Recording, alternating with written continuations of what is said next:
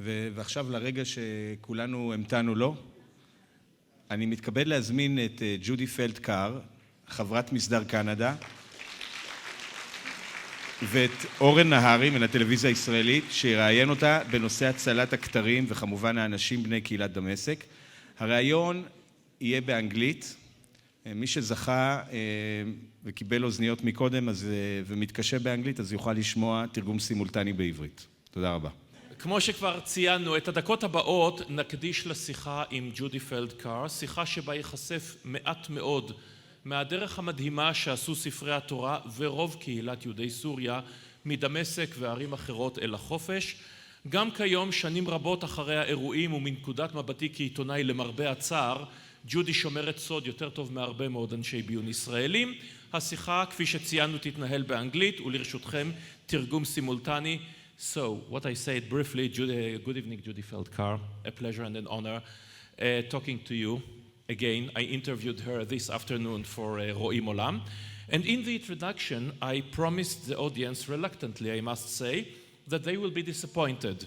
You still keep very, very tightly your secrets, but we are ready to be disappointed in the other way around if you decide that, contrary to my promise, you can let us on some secrets.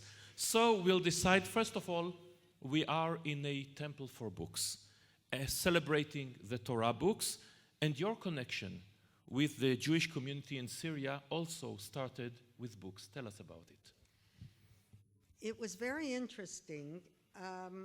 I didn't know anything about Syria. I am an Ashkenazi from northern Canada. My father was a fur trader with the Indians in the north, and I knew how to fish and how to hunt. And I went to university when I grew up, to Toronto. I knew nothing about Syria. In 1972, an article appeared in the Jerusalem Post about 12 young men who tried to escape from Kamishli and stepped on a minefield and were killed. And at that time, everybody was worrying about and demonstrating in Canada and all over the world for the Russian Jews. There were demonstrations for Sharansky, demonstrations for the ballet, but nobody ever mentioned the word Syria. So my late husband and I decided to do something. We had no idea what we were going to do, absolutely nothing. We went to the Israel consul in Toronto, and he said in Yiddish, this isn't a Syrian word, Schrei Gewalt, yell a lot. But what about? We don't even know where the Jews are. Are they in Damascus? What are they doing? Is there a rabbi? Is there a shul? Is there a cemetery? We knew nothing. So I'll come to that point later, Yeah. but growing up in pristine Canada, studying music, wife, mother, teacher, I'm looking at this brief biography and I cannot find the international adventuress that you turned out to be, or perhaps I'm wrong. I was not an international adventuress. I was a musicologist. I had nothing to do with international adventure. But I learned very, very quickly when I started to get involved in the Syrian issue. I learned about international intrigue of the greatest order because I started to deal inside Syria. And you started your communication, it was very, very open, or so the Syrian censors thought, because they looked at everything. It was way before, for the younger in the audience, way before the internet and the Facebook and the chats. It was all done by telegrams. They could read it, but you used codes. Tell us about it.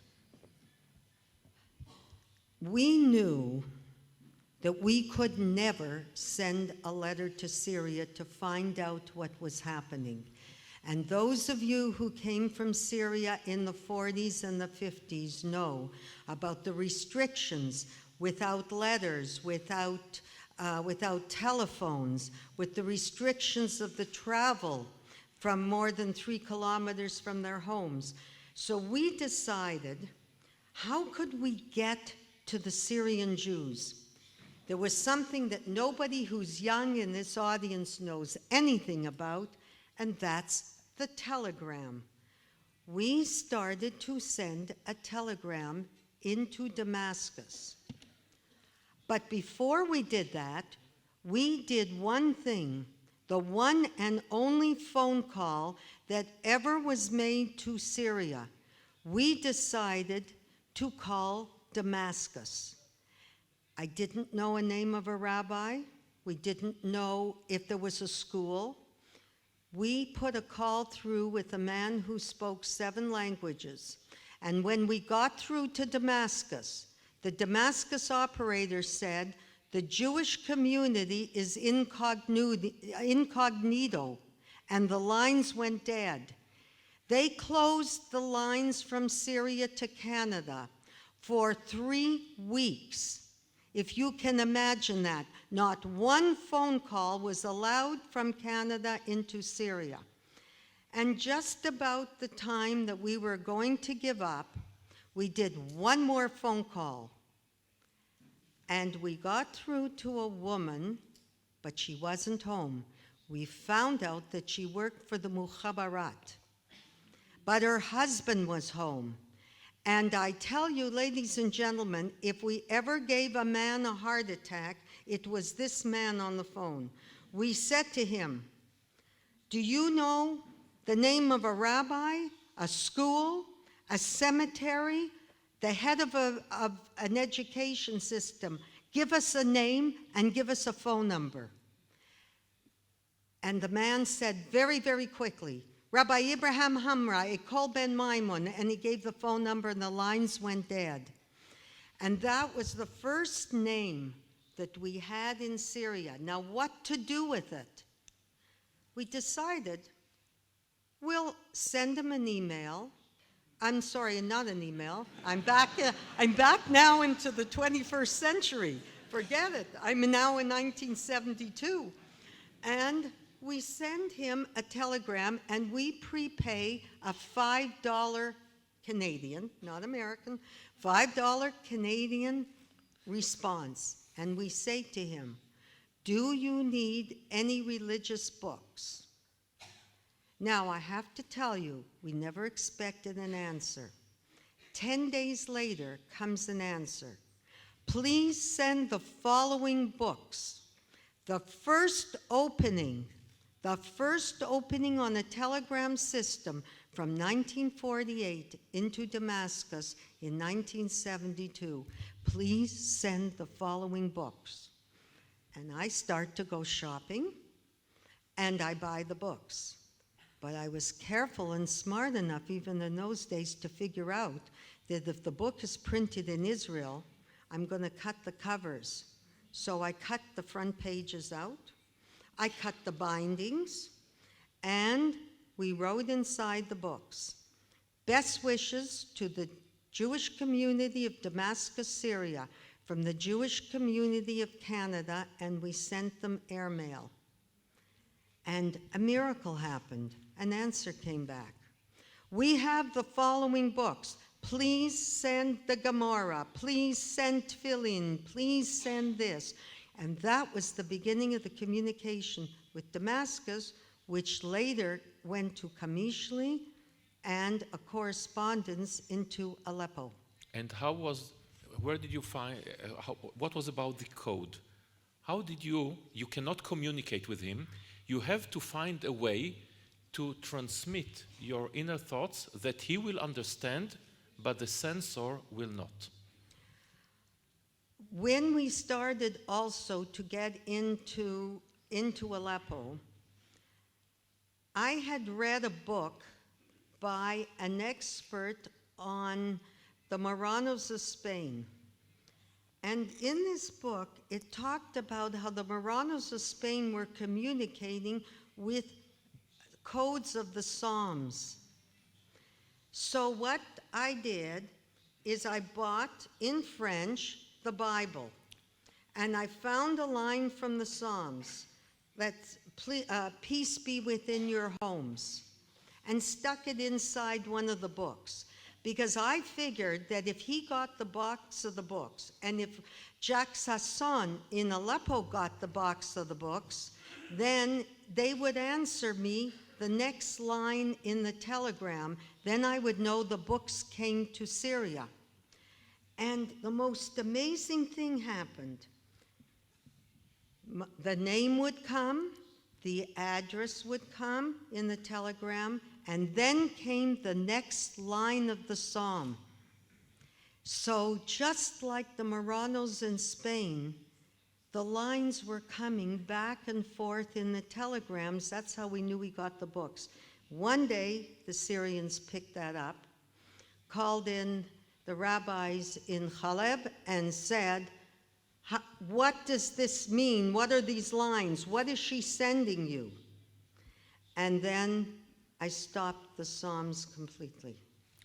And tell us about how you began to even think and then to put into place the smuggling of the people out of Syria. Perhaps the event that is by now is written about, the rabbi who comes to you begging you to save his daughter. Is that the first one? No, it wasn't. It was a sister who came to save her brother. There was a woman in Toronto called Hannah Cohn, and she still lives in Toronto, and she decided she was going to Aleppo to visit her brother. And some of you from Aleppo will know the name Rabbi Eliyahu Dahab. Rabbi Dahab was very, very sick. He had also been beaten up in a Syrian prison because 3 of his children escaped into Lebanon. And his sister had been arrested in Syria. For one day she was questioned. She came back to Toronto and she said to me, "You've got to get my brother out." And I said, "I don't know how. I'm sending books. I'm sending tefillin. I'm sending talei tot. I don't know how to get people out of Syria."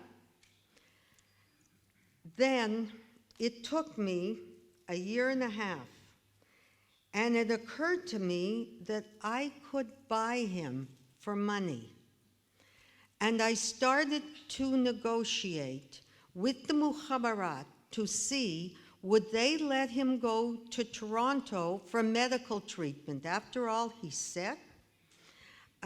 He also had cancer. And somebody has to take care of him, and I made a whole story how he's going to go into a hospital and he's going to be taken care of. Then I had to go to the Canadian government, and I had to get a visa. Well, the Canadian government wasn't really happy about bringing in a rabbi who was sick into Toronto. I had to prove that he had a job, and I won't go through this whole year and a half because on that alone you could write a book. But I started to negotiate through different people. I set up in Damascus and in Aleppo an underground movement, which was, I think, one of the most brilliant underground movements that there was in Syria. Nobody in Syria taught, and I mean nobody. Anybody who lived on Al-Amin Street in Damascus, then every neighbor was working with me.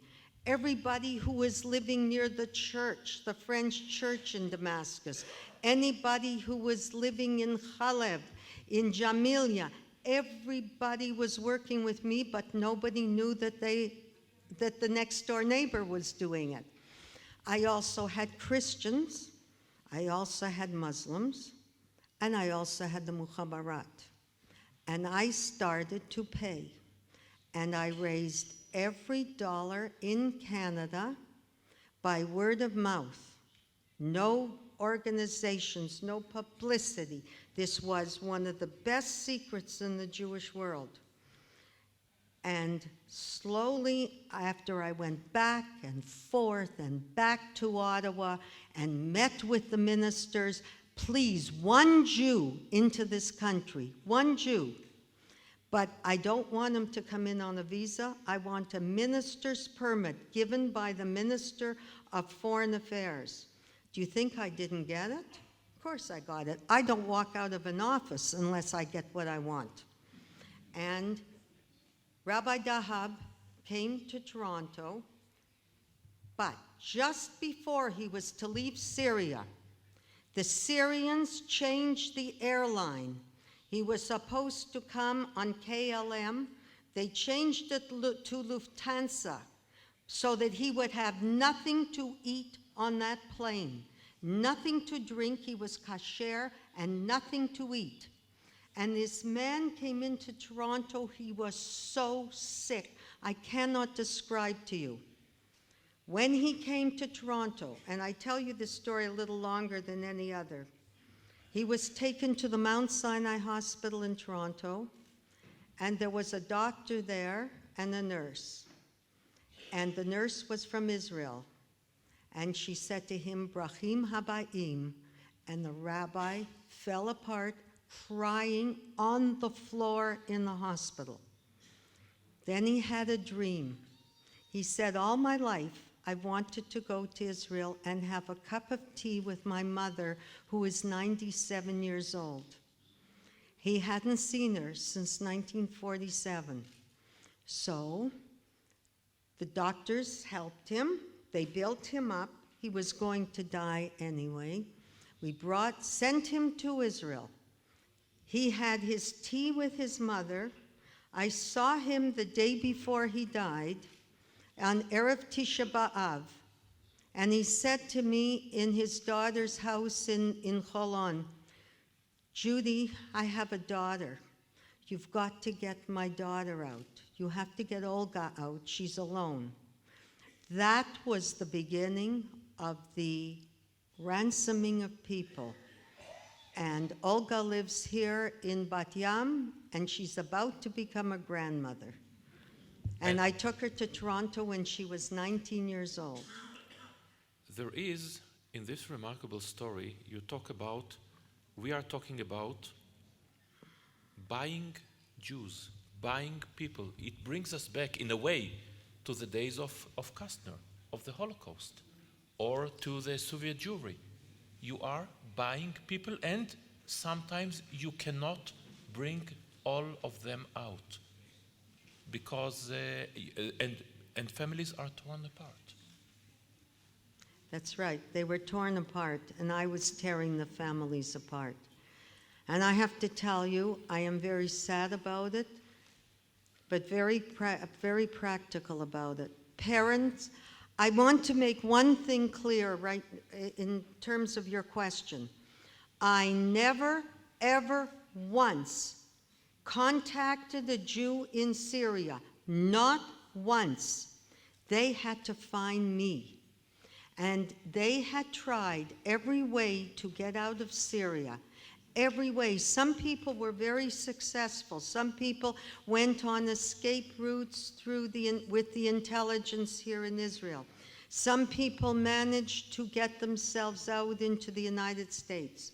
I'm only talking about the people that I did, the people I ransomed, and the escapes that I ran. And that was over 3,000 people. And most of the people do not know that it was me, and that's the way I want it. But the tragedy was,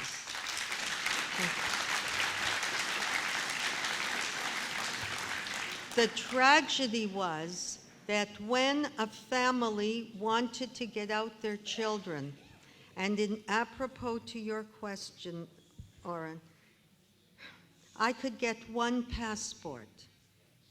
You look at your children, and I say to you sitting here, as a mother, you look at your children and you decide which child goes.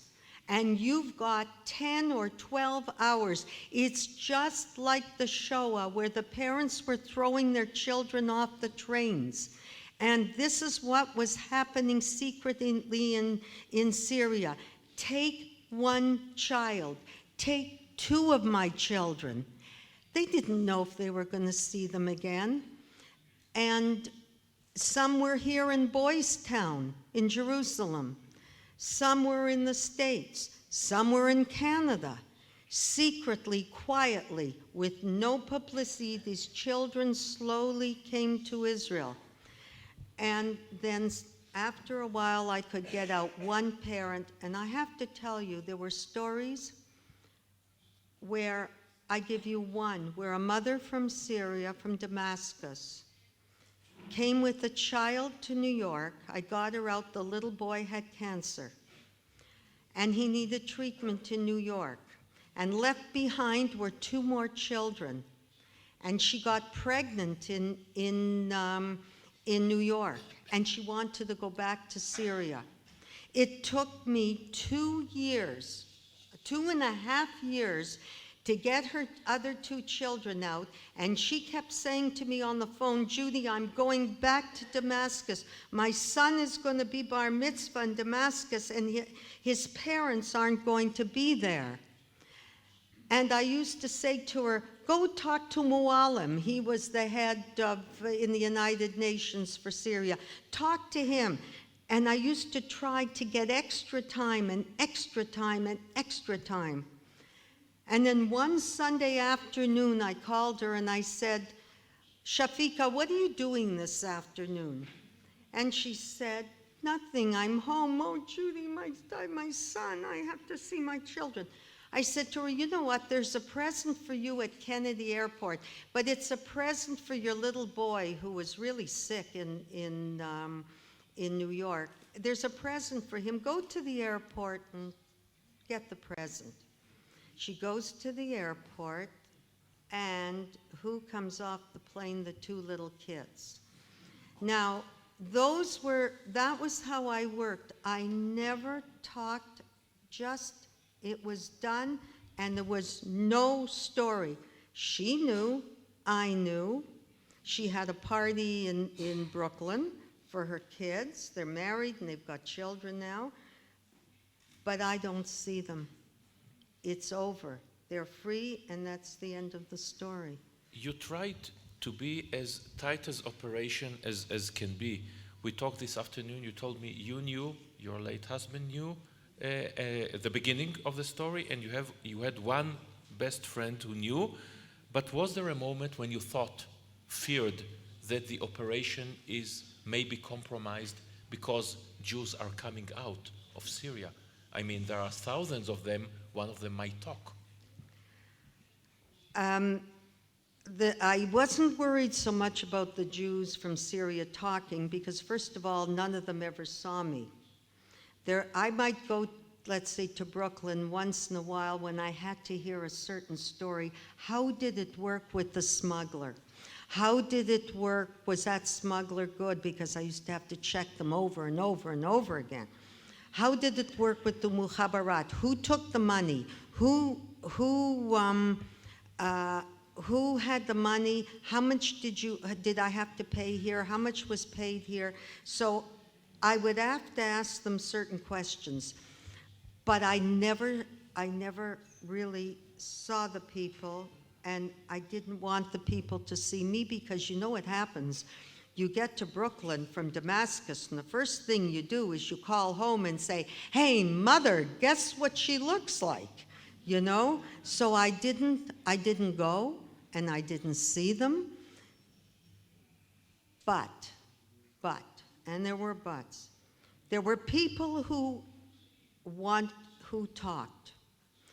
Even though I never said anything, people would come out and they would start to, not the people themselves, but organizations here in Israel, organizations in North America would start to put things in newspapers, would go on Kol Yisrael, and it would appear on the Arabic news.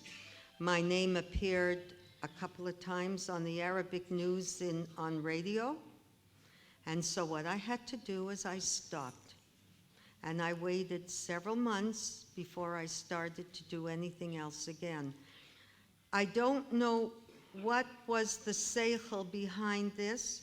I don't know why they were doing it. People's lives were at stake. It wasn't necessary to get the kavod to be in a paper. It's not important. It's alive. The lives were important. And then I would start to come back to it again, slowly, slowly. It took me 28 years to finish this. I finished the morning of 2001, on September the 11th. And in... Okay, please. November 1993. You smuggle out the Torah book that we've seen over there. The operation to smuggle the Jews is still on, as you said. Wasn't it an unnecessary risk? I mean, a book, and I am a great fan of books, but there's book on the one hand, and there are people on the other hand.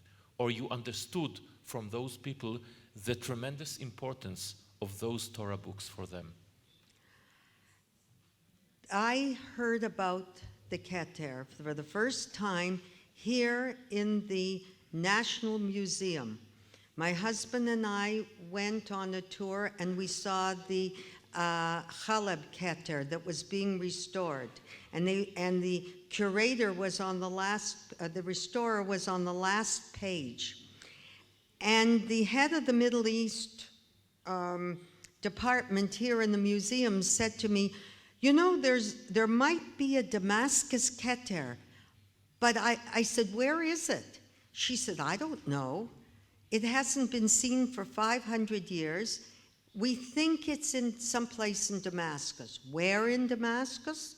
I don't know. So I said to my husband on the way home from the museum, what do you think? Maybe I'm going to find it. And he said to me, everybody has a normal wife. I've got a mishugana. So I call up Friday afternoon somebody here in the intelligence who I was working with, and he got mad at me. Why are you calling me Friday afternoon? You know everybody sleeps in Israel Friday. And I said to him, did you ever hear of a Damascus Keteri? He said, why? Have you finished all the people? What are you worrying about a book for? Hey, as soon as I heard that, I know there's a book. So I had to find out, where is this book? And I figured the only person who would know where that book would be the rabbi in Damascus. Rabbi Hamra? Rabbi Hamra. And Rabbi Hamra has named his daughter Jody, so I figured that's a good start. And I had a dealing with him, and I said, is there the book? And yes, there was the book. Now the problem would be, how do I get it out? How do you get it out? A Syrian Jew can't take the book out when he's coming out to the United States. He can't put it in the mail. So how do you get the book? Now, I cannot tell you exactly who it is who did this for me, but I had a very good relationship with an awful lot of people who were not Jewish. And I said, I said to one of these men, there's a little book for me as a little present. You know, the Syrian Jews always want to buy me presents. There's a little book. Would you mind if, just to take this little book out of Damascus when you're there? So I make the arrangements. The rabbi gives him the book. He puts it into his coat, and he gets on the plane, and I can't tell you who it is. I would love to one day, because this man he has died since. He was a most wonderful man. He was a Catholic. And I picked up the book, and I tell you, I took the book to Ottawa. And sitting here is the former ambassador to Canada, Yitzchak Shelev. And I come into Yitzchak's office, and I said, Yitzchak, I got to show you something. I have a little black shopping bag. And I go into his office. I said, I want to show you something. I have a little present. We open up this book, and the two of us, and Yitzchak can say, we started to cry. We started to cry. But I still didn't know it was a keter, because I've already had gotten out of Aleppo another keter, which is in New York in a vault. Unfortunately, it hasn't been given here yet. There's another one I took out. And I was also, people were sending me packages of books from Chaleb, old books in that toffee candy, packed in the candy. And so we sent the book here to Israel, and the book was one of the Damascus keters. And I'll add that there are several more Torah books from Syria here in these vaults, but they were brought out, how shall I say it, by Israeli government organs, and the way that they were brought out is the reason why they are still in the vaults. In a word, Judy, you were never in Syria? I have never been in Syria. Curious to go? No. And if I may... I will tell you why I haven't been to Syria. Because every single party, every single government of Canada, when I suggested, because I taught at university many years ago, and I suggested, wouldn't it be something if I went with the professors for peace in the Middle East? And the Minister of Foreign Affairs, every one of them in Canada said, you go to Syria, you go at your own risk, because we're going to tell you something, you're never going to live to get out of that airport. You're going to be arrested in Damascus. And so I've never gone. And if I may, I'll finish with my special connection to this remarkable story. My father, the late Colonel David Nehari, was in charge of the disarmament committee, Israel, Syria, Lebanon. And in the early 60s, if somebody here remembered the name of Yechezkel HaMeiri, who wrote the book about the Syrian captives, he was the one who received them, these broken people, and was the first Israeli who received them, and he was in the negotiation to bring them out some years before you. And another relative, we are an old Galilee family, was from Rosh Pina. He was in charge of smuggling Jews out of then friends of Vichy, and he was the last person to physically close the gate near Rosh Pina, near Kfar Giladi, when the independence war started. So thank you very much, Judy Feldkar. And one last sentence from you. How much in percentage of this story we've just heard? 0.5. Okay. But I do want to add one thing. Every single Jew who was in prison during the time that I was doing this, I took out every single Jew from a Syrian prison, including every child, including a child that was born on the floor in a prison in Aleppo. I got the milk into the prison. I kept every single Jew in prison alive, sending in the food for them, sending in the needs for even when they got tuberculosis. And then eventually it took me time, but every single one of them, I ended up bribing out of the Syrian prisons. Judy and Feldkar. They're all here. Judy Feldkar, ladies and gentlemen.